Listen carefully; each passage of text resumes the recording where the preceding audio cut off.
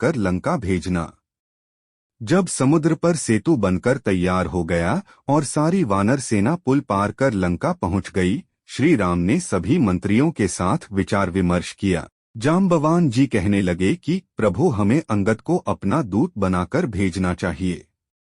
भगवान श्री राम से अंगद को पूरी रणनीति समझा दी कि तुम शांति दूत बनकर जाओ और रावण को अच्छे से संदेश देकर आओ। भगवान राम द्वारा अंगद जी को दूत बनाने की बात सुनकर उनका शरीर पुलकित हो उठा कि प्रभु ने इतने महत्वपूर्ण कार्य की बागडोर उनको सौंपी है। अंगद जी श्री राम को शीश निवाकर चल पड़े। अंगद जी को देखकर लंकावासी सोचने लगे कि क्या यह वही वानर वापस आ गया है जिसने लंका दहन की थी। अंगद जी ने रावण को अपने आने की सूचना दी। रावण ने हंस कर कहा कि हाँ, बुला लाओ उस वानर को। अंगद जी किसी मतवाले हाथी के समान चलते हुए रावण की सभा में पहुंचे।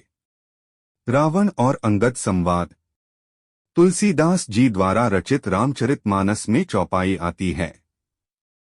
कह दसकंठ कवंतै बंदर, मैं रघुबीर दूत दसकंधर। मम जन कही तो ही रही मिताई, तब हित कारण आयु भाई। अंगद जी से रावण से पूछा कि वानर तू कौन है। अंगद जी ने कहा, मैं अपने प्रभु श्री राम का दूत हूँ। मेरे पिता आपके मित्र थे, इस नाते मैं तुम्हारी भलाई के लिए कह रहा हूँ। तुम जो माता सीता जी को हर लाए हो, तुम सीता माता को श्री राम को सौंप दो और स्वयं श्री राम की शरण में चले जाओ। वह आपके सारे अपराध क्षमा कर देंगे। अंगद जी की श्री राम की शरण में जाने की बातें सुनकर रावण ने उन्हें संभलकर बोलने की नसीहत दे डाली। रावण कहने लगा कि तू तो कह रहा था कि तेरे पिता मेरे मित्र हैं, तू मुझे अपने पिता का नाम तो बताओ। अंगद जी ने कहा, मैं बाली का बेटा हूँ। बाली का नाम सुनकर रावण ने सकुचाते हुए कहा, अपने पिता की कुशल मंगल बताओ।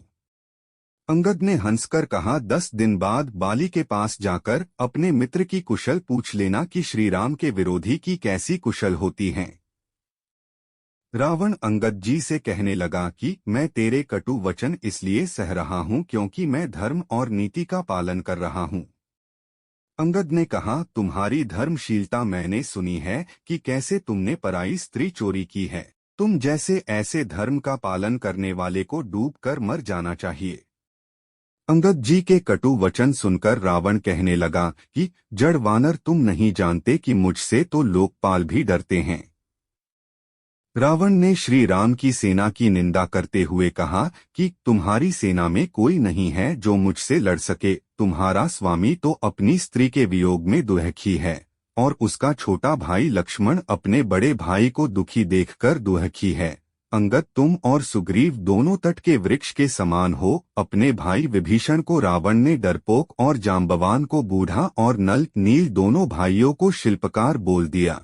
लेकिन उसने हनुमान जी की बड़ाई करते हुए कहा कि हाँ, कुछ दिन पहले एक वीर बंदर आया था जिसने लंका जलाई थी। अंगद ने अहंकार को चूर करने के लिए व्यंग्य